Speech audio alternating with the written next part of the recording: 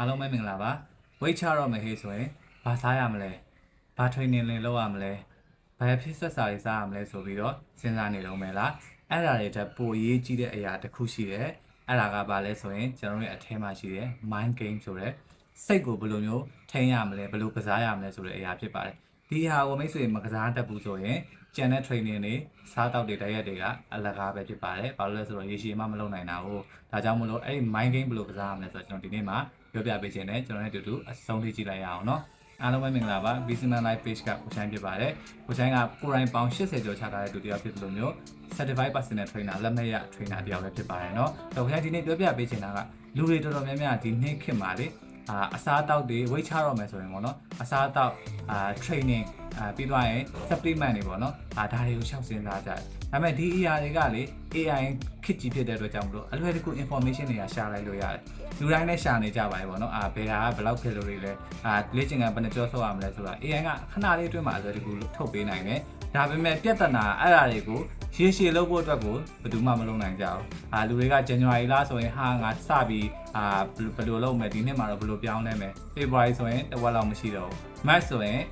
လက်ချိုးကြီးလို့ရနေပြီကျန်တဲ့လူတွေကအဲ့လိုမျိုးပေါ့နော်ဒါကြောင့်မို့လို့အဓိကက training တွေ diet တွေမဟုတ်ဘူးအဲ့ဒါတွေကလည်းအရေးပါတယ်ဒါပေမဲ့အရေးကြီးတာကကိုယ့်ရဲ့အထဲမှာရှိတဲ့ mind game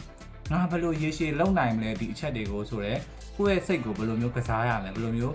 လှည့်စားရမလဲပေါ့နော်အဲ့လိုပြောရမယ်အဲ့ဟာကအရေးကြီးတာဖြစ်တယ်ဆိုတော့ဒီနေ့မှာကိုဆိုင်အဲ့ဒီ mind game ဘယ်လိုကစားမလဲဆိုတာကိုအခြေခံ၅ချက်ခွဲပြီးတော့ပြပြပေးမယ်ကိုဆိုင်နဲ့တူတူစုံထိကြည့်လိုက်ရအောင်နော်ပထမဆုံးတစ်ချက်က motivation ဆိုတဲ့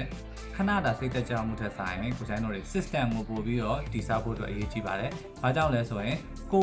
စိတ်တက်ကြွပြီးတော့ဝုန်းနဲ့အသက်ကုန်ထားလို့တာတဲ့ဆိုင်နေ့စဉ်ပုံမှန်ကိုယ့်ရဲ့ lifestyle နဲ့ကိုယ့်ရဲ့ဘဝနဲ့ကိုက်ညီတဲ့ exercise တွေစားတောက်မှုပုံစံတွေကကိုယ်ကိုရေရှည်ဆွဲခေါ်ပြီးတော့လိုချင်တဲ့ body ကိုပို့ဆောင်ပေးမှဖြစ်တယ်။ဒါအဲ့လိုဖြစ်ဖို့အတွက်ကိုလည်းကိုယ့်ရဲ့စိတ်ထဲမှာဘယ်လိုပြောမလဲလက်ခံနိုင်မှုအတွက်ပေါ့နော်ကိုကကြိုပြီးတော့ပြင်ဆင်တတ်ဖို့လိုတယ်ဘယ်လိုပြင်ဆင်တတ်လဲဆိုဥပမာထားပါတော့မနက်ဖြန်မှာကိုက gym ဆော့မယ်မနက်စောစောကျင်တယ်ဘာလို့ကိုကဝန်ထမ်းတစ်ယောက်ဖြစ်တယ်9နာရီရုံးသွားရမယ်ဆိုတော့9နာရီအမိဆိုတော့ကိုက9နာရီလောက်သွားဆော့ပြီးတော့10နာရီလောက်ပြန်လာခြင်းတယ်ဒါပေမဲ့ကိုကမိဘတယောက်လည်းဖြစ်တဲ့ခါမှာဆိုရင်ဟင်းသမင်းတွေချက်ပြုတ်ရတယ်ဒါမျိုးဆိုရင်ကိုကဘယ်လိုလုပ်ထားလဲဆိုရင်ညလေးကကြိုပြီးတော့ဟင်းတွေလုံးထားတာမျိုးစက်သွန်တွေဟင်းတွေပြင်ဆင်ထားတာမျိုးဒီလိုမျိုးလုပ်ထားတဲ့ခါကျရင်မနေ့ကျရင်ဟင်းအကြာကြီးထားချက်စရာမလိုတော့ချိုးတော်ဟင်းတွေဆိုရင်ညလေးကကြိုချက်ထားလို့ရတယ်အဲ့လိုမျိုးလုပ်လိုက်တဲ့ခါမှာဆိုရင်မနက်မှာကိုကပို့ပြီးတော့ gym ကိုအေးအေးဆေးဆေးပေါ့နော်သွားဆော့နိုင်တယ်ဒါဆိုရင်ကိုယ့်ရဲ့ lifestyle နဲ့ကိုကမကိုက်နေသွားဘူးလားအဆင်မပြေသွားဘူးလားအဲ့လိုမျိုးမဟုတ်ဘဲနဲ့ကိုကခုနလိုမျိုးတိတ်မအားဘူးလောက်ဆရာရှိတာတွေကရှိနေတယ်အလုပ်သွားရမယ်မိသားစုအတွက်ပြင်ဆင်ရမယ်ဒါပေမဲ့ကိုကအဲ့ဒါကြီးကိုပုံသေးတနေ့ကငါ gym 2နာရီဆော့မယ်နေ့တိုင်းဆော့မယ်ပြီးသွားရင်ကျန်တာတွေကလည်းလုပ်မယ်ဒါမျိုးဆိုရင် balance မဖြစ်တော့မကိုက်နေတော့ကိုကလဟင်ဒီကလဟင်အဲ့လိုမျိုးဖြစ်လာတယ်အဲ့လိုမျိုးဆိုရင်ကိုကဘယ်လိုပြောမလဲ systematic မကြတော့ဘဲနဲ့motivation ကြောင့်ဒါဒီအယူအတင်းဖြစ်ညစ်ပြီးတော့မိသားစုအတွက်ကလည်းလုပ်ရသေးတယ်အလုပ်ကလည်းလုပ်ရသေးတယ်လေ့ကျင့်ခန်းကလည်းအကြာကြီးလုပ်ရသေးတယ်အစားတွေကလည်းအသက်ကုန်လျှော့ရသေးတယ်ဒီလိုမျိုးဖြစ်လာတဲ့အခါမှာဆိုရင်ရေရှည်မခံနိုင်ဘူးပေါ့နော်အဲ့လိုမျိုးမဟုတ်ဘဲနဲ့ကိုက system လေးနဲ့ငါလုံးနိုင်တဲ့လောက်တနေ့ကိုလေ့ကျင့်ခန်းဘယ်နိုင်လုံးမယ်မိသားစုအတွက်လည်းဘယ်လိုအချိန်ပေးမယ်ငါအစားအသောက်ကိုလည်းငါဘယ်လောက်ပဲလျှော့ထားမယ်အဲ့ထက်ပိုလျှော့သွားရင်ငါအားနေမယ်အားနေတဲ့ခါကျရင်မိသားစုတွေကိုအချိန်မပေးနိုင်နိုင်မျိုးအလုပ်ကိုအာရုံမစိုက်နိုင်မျိုးဖြစ်နိုင်တယ်ဒါကြောင့်မို့လို့အလုပ်နဲ့မိသားစုနဲ့ကိုယ့်ရဲ့ exercise နဲ့ကိုယ့်ရဲ့ diet နဲ့ကိုတင့်မြတောင် system လေးချပြီးတော့လုံနိုင်မှသာတယ်ကျွန်တော်တို့ရရေရှည်သွားနိုင်မှာဖြစ်တယ်အဲ့ဒါကို mind game လို့ခေါ်တယ်ပေါ့နော်ဆိုတော့ပောက်ကရလျှောက်ပြီးတော့စိတ်တက်ကြွပြီးတော့အသက်ကုန်သူများ social influencer တွေYouTube ပေါ်တွေမှာပြောတဲ့အတိုင်းအသက်ကုန်တွေရှောက်လုပ်နေမယ်ဆိုရင်တော့ခဏလေးနဲ့ burn out ဖြစ်ပြီးတော့ရေရှည်ဆက်သွားနိုင်မှာမဟုတ်ဘူးလိုချင်တဲ့ body ကိုရှောက်မှာမဟုတ်ပါဘူးเนาะဒုတိယချက်ကကိုယ့်ရဲ့အထဲမှာလေကိုယ့်ရဲ့စိတ်ကိုအမြဲတမ်းဆက်ပြီးတော့လှုပ်ရှင်နေအောင်လို့လှည့်စားလို့ရတယ်ကစားလို့ရတယ်နောက်တစ်ခုက tracking ဆိုတာဗာလဲဆိုရင်မှတ်တမ်းတင်တာပေါ့နော်ဆိုတော့မှတ်တမ်းတင်တယ်လို့ခေါ်မှာပြောတဲ့အခါကျရင်လူတွေတော်တော်များများပေါင်ချိန်တာကိုပဲပြင်နေကြတယ်ပေါင်ချိန်တာလည်းပါတယ်ဒါပေမဲ့ပေါင်ချိန်တာတစ်ခုတည်းဆိုရင်ကျွန်တော်တို့ကဘာဖြစ်တယ်လဲဆိုပေါင်ကမကြဘူးဆိုရင်စိတ်လက်ကြပြီးတော့ဆက်မလုပ်ချင်တော့ဘူးဒါပေမဲ့အဲ့ဒီ tracking ဆိုတဲ့အမှန်ကန်တဲ့နည်းလမ်းနဲ့ကျွန်တော်တို့ track လုပ်တယ်ဆိုရင်ကျွန်တော်တို့ရဲ့စိတ်ကဘာဖြစ်လဲဆိုတော့ပုံမှန်ကိုယ့်ရဲ့တိုးတက်မှုကိုလူကမြင်နေရတဲ့အခါမှာဆိုရင်ရှေ့ဆက်သွားဖို့အတွက်အားရအပြည့်ရှိတယ်အဲ့ဒါ mind game လို့ခေါ်တယ်ဟုတ်လဲဆိုတော့တချို့တွေကအဲ့လို tracking မလုပ်ဘူး run through gym ပဲသွားဆော့တာဟိုဘယ်နှပေါင်ရှိမှန်းတော့မသိချင်မသိဘူးတချို့ကျတော့အများစုကပေါင်တော့ချိန်ပါတယ်ဒါပေမဲ့ကိုတက်လာကြလာမှန်ကန်ဟိုဘယ်လိုပြောမလဲမစစ်စစ်တက်တဲ့အခါမှာဆိုရင် တချို့ရက်တွေမှာပေါင်တွေကကျနေပြီမဲ့တချို့ရက်တွေမှာမကျတော့တက်နေတယ်ဒါမှမဟုတ်နည်းနည်းပြန်တက်လာတယ်ဆိုရင်ခါမှာစိတ်လက်တွေကျကုန်တော့ဒါကဘာလဲဆိုရင်ကျွန်တော်တို့ tracking ကိုတေချာမလုပ်တတ်တဲ့ခါမှာဆိုရင်ကျွန်တော်တို့ရဲ့ mind game ကိုဘယ်လိုပြောမလဲကိုယ့်ရဲ့စိတ်ကိုမလှည့်စားနိုင်တော့ဘူးပေါ့နော်အဲ့ခါကျစိတ်တွေကျပြီးတော့ fail ဖြစ်သွားဒါပေမဲ့ကိုယ့်ရဲ့စိတ်ကိုဘယ်လိုလှည့်စားတာတော့မဟုတ်ဘူးကိုယ့်ရဲ့စိတ်ကိုဘယ်လိုပြောမလဲ boost လုပ်တာပေါ့နော်တွန်းအားပေးတယ်အဲ့ဒါဘာလဲဆိုရင် tracking ကိုမမှန်ကန်လုပ်မယ်အဲ့မမှန်ကန် tracking လုပ်တယ်ဆိုတာဘာလဲဆိုရင်ကျွန်တော်တို့ပေါင်တေချာချိန်မယ်ပြီးသွားရင်အဲ့လိုပေါင်ချိန်ုံနဲ့မပြီးဘူးကိုယ့်ကိုအရှိနောက်ပဲညာဓာတ်ပုံရိုက်တာပြီးသွားရင်ပြန်ပြီးတော့နောက်တစ်လဒါမှမဟုတ်2လပြန်ပြီးတော့ပြန်ရိုက်ပြီးသွားရင်ပြန်ပြီးတော့ရှင်ကြည့်ဒီလိုမျိုးခါမှာပြောင်းလဲလာတာတွေတွေ့မယ်ပြီးသွားရင်နောက်တစ်ခုကပါအင်ဂျီတွေဝင်းနေကြအင်ဂျီတွေကခြောင်လာမယ်ခါးလေးတွေခြောင်လာမယ်လက်မောင်းလေးတွေနည်းနည်းကျလာမယ်ဒီလိုမျိုးဟာမျိုးလေးဆိုရင်လည်းကိုယ့်ရဲ့တိုးတက်မှုပဲအဲ့လိုမျိုးကိုကတိထားတဲ့ခါကျရင်ပေါင်ချိန်လိုက်တယ်ပေါင်တော့မကျဘူးဒါပေမဲ့အင်ဂျီလေးခြောင်လာတယ်အမြင်မှာ V line လေး V shape လေးတွေပေါ်လာတယ်လူကချစ်ချစ်လေးတွေတုံးဖြစ်လာတယ်ဒီလိုမျိုးလေးမြင်တဲ့အခါမှာလည်းကို motivated ဖြစ်တယ်ပေါ့နော်အဲ့လိုမျိုးမဟုတ်ဘူးဆိုရင်တော့ကိုရဲ့ tracking ဆိုတဲ့မှတ်တမ်းတင်တဲ့ပုံစံကမှားနေတယ်ဒါမှမဟုတ်နားမလည်ဘူးmisunderstand ဖြစ်နေတယ်ဆိုရင်တော့ခဏလေးစိတ်သက်ကြပြီးတော့လက်သွားလိမ့်မယ်ဒါကြောင့်မို့လို့အဲ့လိုမျိုးပေါ့နော်ကိုယ့်ရဲ့ tracking လုပ်ပြီးတော့မှန်ကန်တဲ့ tracking လုပ်ပြီးတော့အဲ့ဒီရလာတဲ့ tracking ကနေရလာတဲ့ progress ပေါ့နော်သူ့ရဲ့ result ကိုကျွန်တော်တို့အထဲမှာမြင်ရတဲ့အခါမှာဆိုရင်ကျွန်တော်တို့ရဲ့အထဲမှာဒါ mind game ပဲကစားလိုက်တာပေါ့နော်အထဲမှာ boost လုပ်လိုက်တာငါတိုးတက်နေတာဆိုတာအဲ့ဒီတိုးတက်နေရဆိုတဲ့စိတ်ကဒီထဲမှာဝင်သွားပြီဆိုရင်ကျွန်တော်တို့ကရှေ့ဆက်လုပ်ဖို့အတွက်အပြည့်ပဲ motivation နဲ့မတူဘူးเนาะ motivation ကကြတော့ဘုံကနေထပြီးတော့လောင်တယ်ဘုတ်ကနေပြန်ချသွားတယ်ဒါကြောင့်မို့အထဲမှာ mind game ကစားတတ်ဖို့လိုတယ်ပုံမှန် progress လုပ်ပြီးတော့ပုံမှန်progress တောင်ဖြစ်တယ်ပုံမှန် tracking လုပ်ပြီးတော့အဲ့ tracking ကနေပြီးတော့ရလာတဲ့ progress ကိုမြင်တဲ့အခါမှာဆိုရင်ကျွန်တော်တို့ပို့ပြီးတော့လုပ်ချင်တဲ့နည်းလေးတွေပို့ဖြစ်လာလိမ့်မယ်နောက်တစ်ခုကကြတော့ be simple ရိုးရိုးရှင်းရှင်းပဲလုပ်ပါဟုတ်လဲဆိုကျွန်တော်တို့အထဲမှာလေအဲ့ mind game ကလည်းအရန်ခက်ခဲတဲ့တိုက်ပွဲပဲเนาะဘာလဲဆိုတော့အရန်ကျွန်တော်တို့အများကြီးပြင်ဆင်ရမယ်ကျွန်တော်တို့ရဲ့ diet အတွက်ကျွန်တော်တို့ရဲ့ training အတွက်ကိုကျွန်တော်တို့အရန်စူးစမ်းရမယ်ဆိုတော့စိတ်အထဲမှာရှိနေအရန် perfect ဖြစ်ရမယ်ဆိုတော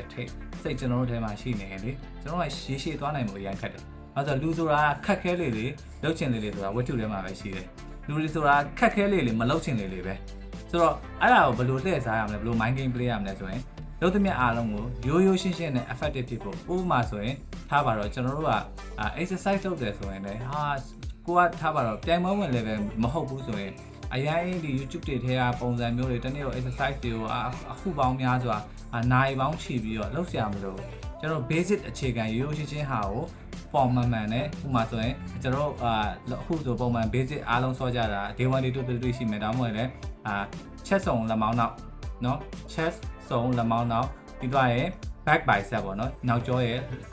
ဒီလက်မောင်းရှိရဲ့ပြီးတော့ရင်အောက်ပိုင်းအဲ့လိုမျိုးပေါ့နော်ရိုးရှင်းရှင်းလေးအမှန်မှာတစ်နေ့ကို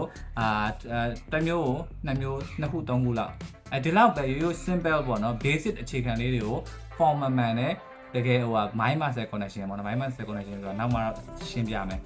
အခြေခံအဖြစ်ဆို mind muscle connection ဆိုတာ focus အာရုံပေါ့နော်ကိုစော့လိုက်တဲ့ကြွတာကိုကအာရုံစုပြီးတော့တရားစော့နိုင်တယ်ဒီလောက်ဆိုရင်ကျွန်တော်တို့ရပြီ diet လည်းဒီလိုပဲကျွန်တော် professional level မဟုတ်ဘူးဆိုရင်လုံးဝသိရမလားဟိုအသားတပုံဘယ်လောက်ကီလိုဂရမ်ဘယ်လောက် gram ထမင်းက cup ဘယ်လောက် gram အဲ့လိုမျိုးလုံးဆရာမလို့ရိုးရှင်းလေးပဲထမင်းတက်မြတ်အောင်စားမယ်တပုံပေါ့နော်တပကံပေါ့နော်ပြီးရင်အသားတပုံအရွက်တပုံစီလျှော့စားမယ်တက်နိုင်တော့အချိုတွေအာလူကြော်တွေရှောင်းမယ်ဒီလို simple လေးလောက်လိုက်ပြီဆိုရင်ကျွန်တော်စိတ်က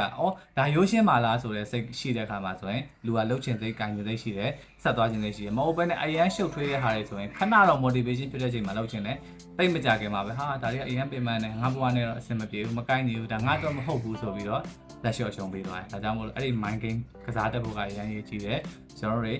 be simple ရိုးရှင်းပါအဲ့ဒါကကျွန်တော်တို့ရဲ့စိတ်ကိုရှေ့ဝေးသွားဖို့အတွက်အများကြီးထောက်ကူပြုတာဖြစ်ပါတယ်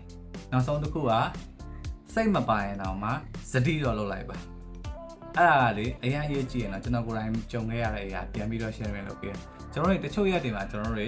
တွားရမယ်နဲ့ exercise လုပ်ရမယ်နဲ့ကျွန်တော်ပြောချင်တာနေ့တိုင်း exercise လုပ်ရမယ်မပြောချင်ဘူးเนาะ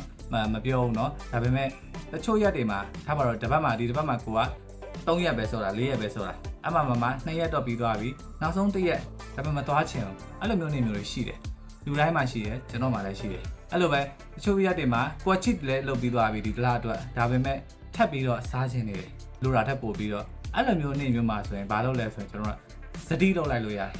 သတိဆိုတာဗာလဲဥမာထားပေါ့ကိုကဒီနေ့မှာ gym သွားရမယ် exercise လုပ်ရမယ်ဒါပေမဲ့မသွားချင်မလုပ်ချင်ရအောင်သွားလိုက်တယ်နည်းနည်းလုပ်လိုက်တယ်gym ဆိုရင်လည်းနည်းနည်းသွားလိုက်တယ်ခဏပေါ့နော်မပုံမှန်တစ်နာရီလောက်ဆော့တယ်ဆိုရင်မိနစ်20လောက်ပဲသွားဆော့လိုက်တယ်စတိလေးအဲ့လိုပဲအိမ်မှာဆိုရင်လည်းပုံမှန်15မိနစ်လောက်မိနစ်20လောက် exercise လုပ်တယ်ဆိုရင် exercise တစ်မျိုးလောက်ပဲတစ်ချိန်လောက်ပဲသွေးပူရုံလေးပဲလုပ်လိုက်တယ်ဒီလိုမျိုးလေးလုပ်လိုက်ခြင်းအပြင်ပြီးရင်diet ဆိုရင်လည်းဒီလိုပဲဒီနေ့မှာတကယ်တော့မစားရအောင်ရှောင်ရမယ့်နေ့ဒါပေမဲ့စားလိုက်နေတယ်ဆိုရင်ကိုကဘယ်လိုလုပ်လိုက်ဆိုမနက်စာမှာကိုကတကယ်တော့ clean ဖြစ်အောင်စားရမယ်စားချင်တာစားလိုက်နေရဆိုရင်နေ့တဲ့စာမှာသမုံညနေစာလေးမှာနည်းနည်းလေးပြန်ပြီးတော့ short လိုက်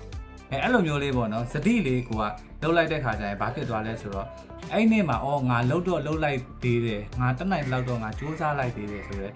mind game စိတ်ကလေကိုယ်ပြန်ပြီးတော့ဘယ်လိုပြောမလဲရှေ့ဆက်မသွားချင်အောင်လို့တားဆီးစေတဲ့အရာတော့ပယ်ဖြတ်ပေးတယ်အဲ့လိုမဟုတ်ဘူးဆိုရင်မိတ်ဆွေအဲ့နေ့မှာကဲမထူးပါဘူးကွာဒီနေ့မသွားတော့ဘူးဒါမှမထူးပါဘူးကွာဒီနေ့တော့စားပလိုက်တော့မယ်ဆိုရင်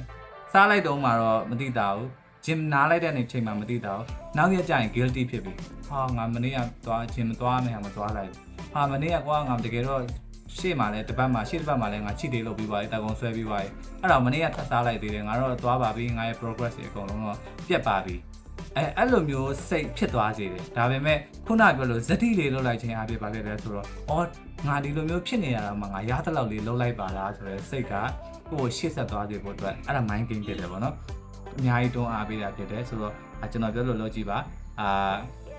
မလုပ်ချင်ဘူးဆိုတဲ့နေ့မှာတော့ဇတိလေးလုပ်လိုက်ပါဒါဆိုရင်တော့ကျွန်တော်တို့ရှေ့ဆက်သွားဖို့အတွက်ခွန်အားပြန်ပြီးတော့ပေးလိမ့်မယ်အဲ့ဒါက mind game ပဲဖြစ်ပါတယ်နော်ကျွန်တော်အမြဲတမ်းကြိုက်တဲ့စကားစုလေးတစ်ခုရှိအဲ့ဒါပါလဲဆိုတော့ fitness is 100% mental ကျန်းမာရေးဆိုတာလေတရားရခိုင်နှုန်းစိတ်ပိုင်းဆိုင်ရာဖြစ်တယ်နော်ဘာလို့လဲဆိုတော့တင်းရဲ့ခန္ဓာကိုယ်ကျန်းမာဖို့တင်းရဲ့body transformation ဖြစ်ဖို့တင်းရဲ့ body ကိုနေထားတစ်ခုထိတင်ပြောင်းလဲခြင်းတယ်ဆိုရင်စိတ်ကအရေးကြီးဆုံးပဲစိတ်ထဲကမပါရင်ဘာမှမလုပ်နိုင်အဲ့လိုပဲအဲ့ဒီစိတ်ဆိုတဲ့အခါမှာဒီအတွင်းထဲမှာရှိအဲ့ဒီ mind game ပေါ့နော်ခုနကပြောတဲ့ကိုယ်စိတ်ကိုလှုပ်ချင်လာအောင်လို့ကိုဘယ်လိုမျိုးလေးလှည့်လိုက်မလဲဘယ်လိုမျိုးလေးကစားလိုက်မလဲဆိုတော့အဲ့ဒီလှုပ်တတ်တဲ့သူတွေတော်တော်များများကိုလိုချင်တဲ့ body ကိုရောက်တာပဲအဲ့လိုမျိုးမလှုပ်တတ်ဘဲနဲ့သူများပြောတဲ့အတိုင်းလိုက်လှုပ်သူများပြောတဲ့အတိုင်းအတိအကျကြီးလိုက်သူများဒါဆိုဒါပဲသူများဟိုဟာဆိုဟိုဟာပဲအဲ့လိုမျိုးလှုပ်တဲ့သူတွေကဘယ်လိုပြောမလဲအောင်မြင်နိုင်ခြင်းနဲ့အဲ့လိုမျိုးပဲနဲ့ကိုယ်စိတ်လေးကိုပြန်ပြီးတော့ပေါ့နော် mind game လှည့်ပြီးတော့ကစားပြီးတော့ဖြည့်ဆက်သွားအောင်လှုပ်ချင်အောင်လှုပ်တတ်တဲ့သူတွေကလိုချင်တဲ့ကိုရောက်တတ်တယ်ပေါ့နော်ဆိုတော့ကျွန်တော်ပြောချင်တာနားလည်မယ်ထင်တယ်ကျွန်တော်လည်းနည်းနည်းတော့ပြောရင်လည်းတော့ဟိုရောက်ဒီရောက်တော့ဖြစ်သလားတော့မသိဘူးဒါပေမဲ့ကျွန်တော်ပြောချင်တာအားလုံးရမယ်လို့ထင်တယ်ဗီဒီယိုကိုဒီချိန်ထိကြည့်ပေးတဲ့အတွက်လည်းကျေးဇူးတင်တယ်တခြားတော့ကျွန်တော် weight ဘယ်လိုချရမလဲဆိုတော့ရိုးရှင်းလွယ်ကူစွာနဲ့ကျွန်တော်အမျိုးမျိုးရှုထောင့်ကနေပြီးတော့ပြောပြပေးနေတဲ့ဗီဒီယိုတွေကျွန်တော်ထဲမှာရှိတယ်ကျွန်တော်နဲ့အတူတူအဆုံးထိကြည့်ပေးတဲ့အတွက်ကျေးဇူးတင်တယ်အားလုံး bye bye